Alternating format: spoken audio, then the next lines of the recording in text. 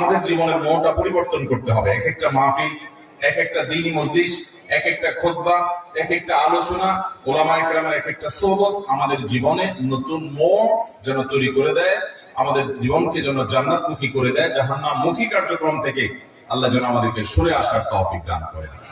অতএব সেই প্রতিজ্ঞা করবো তো ইনশাআল্লাহ। জাযাকুমুল্লাহ খাইর।